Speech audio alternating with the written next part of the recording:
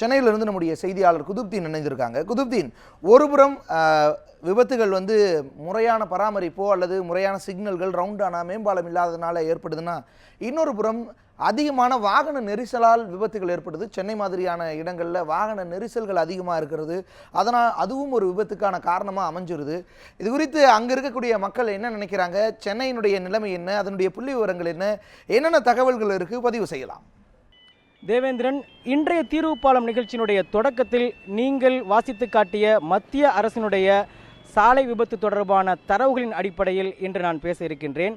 என்னுடன் இது தொடர்பாக, அதாவது சாலை விபத்து மற்றும் விழிப்புணர்வு தொடர்பாக கள ஆய்வுகள் மேற்கொண்டு நீண்ட அனுபவம் கொண்ட தோழமை அமைப்பினுடைய ஒருங்கிணைப்பாளர் ராதாகிருஷ்ணன் இருக்கிறார். அவரிடம் பேசலாம். நிறைய நீங்கள் விழிப்புணர்வு நடத்திருக்கிறீங்க சாலை விபத்து தொடர்பாக, உங்களுக்கு அதிக அனுபவம் இருக்கும். பொதுவாகவே சென்னை போன்ற பெருநகரங்களில் இருசக்கர வாகனங்களும் சரி அல்லது பொது போக்குவரத்தை பயன்படுத்தவும் சரி, ஏதாவது ஒரு இடத்துல ஒரு விபத்தை பார்க்கக்கூடிய சூழல் எல்லாருக்குமே இன்றைக்கி இருக்குது. தொடர்ந்து நம்ம ஊடகங்களையும் விபத்து தொடர்பாக செய்திகளை கேட்டுக்கிட்டே தான் இருக்கிறோம். இருந்தாலும் பொதுமக்கள்கிட்ட போதிய விழிப்புணர்வு வந்திருக்கா? இந்த விபத்துகளை பார்த்த பின்னாடி கூட விபத்து தொடர்பான விழிப்புணர்வு வந்திருக்கு நீங்கள் நினைக்கிறீங்களா? ரொம்ப குறைவான அளவில் தான் மக்களோட விழிப்புணர்வு இருக்கிறதா தெரியுது. ஏன்னா வாரம் மாதம் நாங்கள் தொடர்ந்து கேம்பெயின் பண்ணிக்கிட்டு இருக்கோம். அந்த கேம்பெயினில் என்ன சிக்னல் என்ன சொல்லும்போது, ஒரு ஹெல்மெட் போடுறதோடைய முக்கியத்துவத்தை நம்ம சொன்னதுக்கு அப்புறம் தான் இதில் இவ்வளோ தேவை இருக்கா அப்படின்னு தெரிய வருது. ஒரு சீட் பெல்ட்டோட முக்கியத்துவமாக இருக்கட்டும், ரெட் லைட்டு, அந்த ஆம்பர் லைட்டோட இம்பார்ட்டன்ஸாக சொன்னதுக்கப்புறம் அப்போ தான் மக்களுக்கே புரியுது. அப்போ குறைவான அளவில் தான் இன்னைய வரைக்குமே மக்கள்கிட்ட விழிப்புணர்வு இருக்குது. இது தொடர்பாக படிக்கக்கூடிய காலங்களிலேயே கல்வியிலேயே இந்த பாடத்திட்டம்லாம் சேர்க்கப்பட்டிருக்கா? அது இந்தியாவில் எப்படி இருக்குது? குறிப்பாக தமிழகத்தில் பள்ளிக்கல்வியில் பாடத்திட்டங்களில் சாலை பாதுகாப்பு தொடர்பாக என்ன மாதிரியான நடைமுறைகள்லாம் சொல்லிக் கொடுக்கப்படுகிறது? அது பயனளிக்குதா? பாடத்திட்டத்தில் இருக்குது, குறிப்பிடும்படியான அளவுக்கு எஃபெக்டிவாக இல்லை. ஒரு வலிமையான பாடத்திட்டமாக அது வடிவமைக்கப்படாததுனால அடிப்படை கல்விக்கு தேவையான சாலை விதிமுறைகள் அதோடு நின்று போயிடுச்சு. ஆனால் இது எந்த அளவுக்கு உயிரை காக்கிறதுக்கான அவசியம் இருக்குது அப்படின்ற மாதிரி ஒரு ஆத்மார்த்தமான தன்மையோடு அந்த பாடத்திட்டம் இன்னும் முழுமையாக அமைக்கப்படலை அப்படின்றது தான் பிரச்சனை இன்றைக்கி. அது மட்டும் இல்லாமல் இன்றைக்கி பள்ளி கல்லூரிகளுமே கூட இதை ஒரு கடமைக்கு தான் சொல்லித்தராங்க. உதாரணத்துக்கு நம்ம வாழக்கூடிய பகுதிகளிலே பார்த்திங்கன்னா நிறைய பள்ளி கல்லூரிகளில் லைசன்ஸே இல்லாமல் நிறைய பேர் டூ வீலர்ஸில் தான் வர்றாங்க. ஏதாவது ஒரு பள்ளிக்கூடம் அதை கார்னர் பண்ணி, இது லைசன்ஸே இல்லாமல் நீ வண்டியை ஓட்டுறியப்பா அப்படின்னு சொல்லி பள்ளியை சார்ந்த யாராவது ஒருத்தவங்களோ இல்லை பள்ளியோட நிர்வாகிகளோ நிறுத்தியிருக்காங்கன்னா அது இல்லை.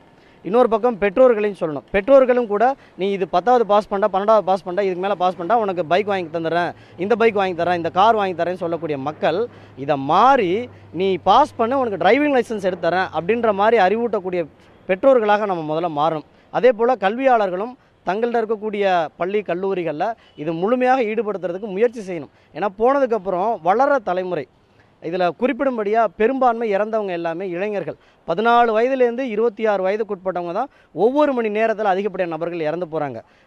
நம்ம தாம்பரம் பகுதியில் பார்த்திங்க அப்படின்னா அங்கே கூடிய ஒரு பள்ளிக்கூடத்தில் இருந்த பேருந்தில் அந்த ஓட்டைகளும் சரியாக கவனிக்கப்படலை. இவங்க அரசாங்க போக்குவரத்துலையும் பார்க்கும்போது ஃபுட்போர்டில் இன்னைய வரைக்கும் நிறைய பேர் பயணம் செஞ்சுக்கிட்டு தான் இருக்காங்க. இதெல்லாம் பார்த்துக்கிட்டு இருக்கக்கூடிய பள்ளியாக இருக்கட்டும், மக்களாக இருக்கட்டும், நாம் அரசாங்கமும் இதை தொடர்ந்து முன்னெடுக்கணுன்றதான் முக்கியமான பிரச்சனை. பொதுவாக விழிப்புணர்வு பற்றி சொன்னீங்க. பொதுமக்கள்கிட்ட, வாகன ஓட்டிகள்கிட்ட என்ன விழிப்புணர்வு வேணுங்கிறத சொன்னீங்க.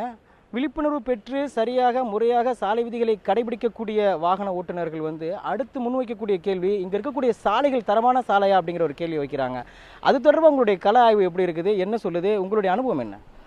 சாலைகள் பொதுவாகவே இன்றைக்கும் மேடும் பள்ளங்களாக தான் இருக்குதுன்னு வச்சுக்கோங்களேன். ஒரு வகையில் இது அரசாங்கம் என்ன சொல்கிறாங்க அப்படின்னா, போன வருஷம் சொல்லும்போது புயலில் போயிடுச்சுனாங்க, அதுக்கப்புறம் வெள்ளத்தில் போயிடுச்சு அப்படின்னு சொன்னாங்க. ஆனால் காரணங்கள் பலதாக இருந்தாலுமே ஒவ்வொரு பள்ளங்கள்லையும் ரோடு இருக்கோ இல்லையா அங்கே விபத்து தான் பதிவாகிக்கிட்டு இருக்குது. சாலைகள் சரியாக இருந்ததுன்னா என்ன ஆகும் அப்படின்னா பிரச்சனை இல்லாமல் ஸ்மூத்தாக ட்ரைவ் பண்ண முடியும், நமக்கு தெரியும். ஆனால் மேடு பள்ளங்கள் இருக்கிறதுனால வயோதிகர்கள், ஆம்புலன்ஸில் போகிறவங்க, சின்ன சின்ன குழந்தைங்களை கூட்டு போகக்கூடியவங்களாம் அந்த பள்ளங்களில் விழுந்து நிறைய விபத்துகள் பதிவாகிக்கிட்டு தான் இருக்குது. அதுவும் இல்லாமல் இரவு நேரத்தில் அந்த சாலைகள் பள்ளத்தோடு இருக்கிறதுனால, அதுவும் குறிப்பிட்ட அந்த ஸ்பீடு பிரேக் அதை சொல்லணும் அப்படின்னா ஸ்பீடு பிரேக் எங்கே இருக்குது இல்லைன்னே தெரிய மாட்டேங்குது. இரவில் போகும்போது அதில் விபத்தில் சந்திக்கக்கூடிய ஆட்கள் நிறைய பேர் இருக்கிறாங்க. அதனால் சாலைகள் சரியான விதத்தில் புனரமைக்கப்படணும். ஏற்கனவே போட்டிருந்த சாலைகளை ஒழுங்குபடுத்தணுன்றதான் தேவையாக இருக்குது. இப்போ அரசுடைய பங்கு இதில் முக்கியமானதாக இருக்குது. குறிப்பாக நீங்கள் சொல்லும்போது சாலை பற்றி சொல்லும்போது அரசுடைய பங்கு பற்றி நம்ம பேச வேண்டியிருக்குது. சாலை பாதுகாப்பு வாரம் அப்படிங்கிறத விழிப்புணர்வு வாரமாக மத்திய மாநில அரசுகள் கடைபிடிக்கிறாங்க. அதெல்லாம் பயனளிக்குதா? அந்த விழிப்புணர்வு வாரங்கள்லாம் கொண்டாடுறது, கடைபிடிக்கிறது, அல்லது ஒரு கண்துடைப்புக்காக அரசால் நடத்தப்படுகிறதா? பொதுவாக சாலை விழிப்புணர்வில் எந்த அளவுக்கு பொதுமக்களுக்கும் மற்றவர்களுக்கும் முக்கியத்துவம் இருக்கோ அதை விட பெரும்பான்மை அரசாங்கத்துக்கு காரணமாக இருக்குது.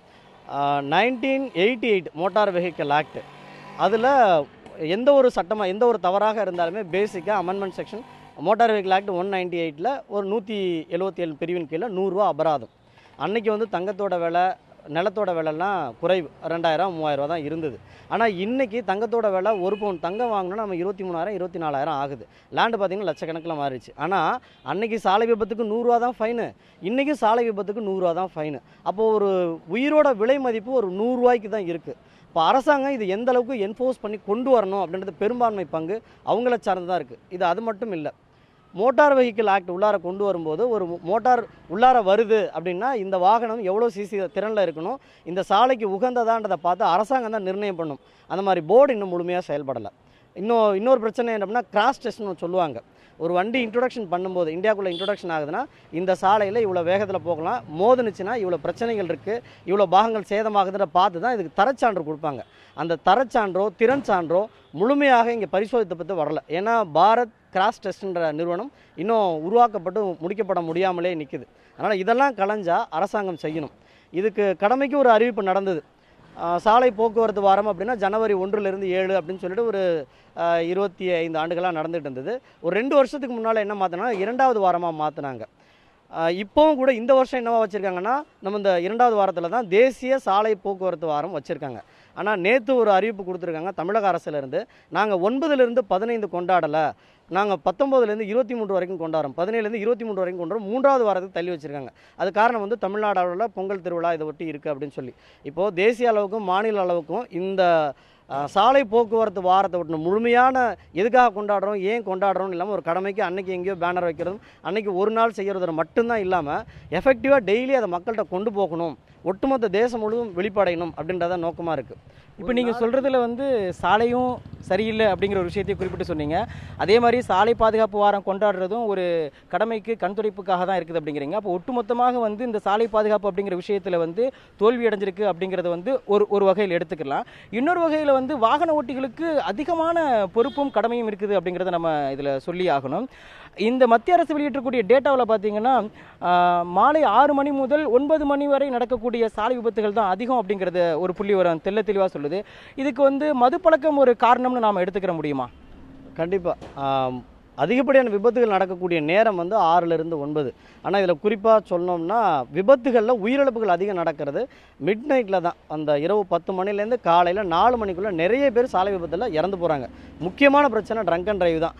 அதுலேயும் குறிப்பாக இத்தனை பர்சன்டேஜுக்கு நீங்கள் ஆல்கஹால் எடுத்திருந்தீங்க அப்படின்னா உங்களுக்கு பிரச்சனை கிடையாது, இத்தனை அளவுக்கு மேலே போச்சுன்னா தான் அது உங்களுடைய சுயநிலை கட்டுப்பாடை இழந்து போயிடுவீங்க, விபத்து நடக்கும்ன்ற அந்த மாதிரி தவிர்த்துட்டு மது அருந்தி வாகனம் ஓட்டுனாலே தவறு அப்படின்ற முழுமையான திருத்தம் கொண்டு வந்து அங்கங்கே இன்னும் முழுமைப்படுத்த முடியாமல் இருக்குது. சாலைகளாக இருக்கட்டும், மது அருந்தி வாகனம் ஓட்டு பரிசோதனை பண்ணக்கூடியதாக இருக்கட்டும். அன்றைக்கி ஏதாவது ஒரு கெடுபிடி வருது, யாராவது ஒருத்தவங்க இறந்து போயிட்டாங்க, இந்த சட்டம்லாம் எப்போ வேலை செய்யுது, காவல்துறை எப்போ வேலை செய்கிறாங்க அப்படின்னா ஒருத்தர் யாராவது இறந்து போகணும், சாலை விபத்தில் ட்ரங்க் அண்ட் டிரைவ் பண்ணி இறந்து போனாருன்னா உடனே ஒரு வாரத்துக்கு செக்கிங் நடக்கும், அதுக்கப்புறம் திரும்ப நார்மல் ஆயிரும். திரும்ப யாராவது ஒருத்தர் இறந்ததுக்கப்புறம் இது மாதிரி ஒரு இறப்புக்கு பின்னால் தான் நம்ம துரத்துறதை தவிர்த்துட்டு அன்றாட வாழ்க்கையில் தினம் இந்த மாதிரி சாலை விபத்துன்றது நம்ம கடமைன்னு அரசும் சேர்ந்து அதுக்கான வேலைகள் எடுக்கணும். பொதுமக்களும் வந்து யாரோ ஒருத்தவங்க சொல்கிறாங்க நாம ஏன் கேட்கணுன்றத தாண்டி இது நமக்கானது, நம்ம தலைமுறைக்கானது, நம்ம பசங்களுக்கு நாம தான் சொல்லி தரணுன்ற ஒரு முயற்சி இருக்கணும். குறிப்பாக இன்னொரு தடவை அந்த நாட்டில் நல்லா இருக்குது டிராஃபிக் ரூல்ஸ், இந்த நாட்டில் நல்லா இருக்குது ரோடு அப்படின்னு சொல்கிறது பதிலாக இந்தியாவில் நாங்கள் கடைபிடிப்போம் அப்படின்ற உறுதிமொழியோட இந்த சாலை விழிப்புணர்வு வாரத்தை கொண்டாட எல்லாருமே வரவேற்கிறோம். நன்றி ராதாகிருஷ்ணன். தெளிவாக சொன்னாங்க. பொதுமக்கள் வந்து சாலை விதிகளை கடைபிடிக்கிறதுக்கு தயாராக இருந்தாலும் சாலைகளும் அதற்கான தண்டனைகளும் அரசு தான் முறையாக நடைமுறைப்படுத்த வேண்டும் என்பதுதான் அவருடைய கருத்தாக இருக்கிறது. தேவேந்திரன்.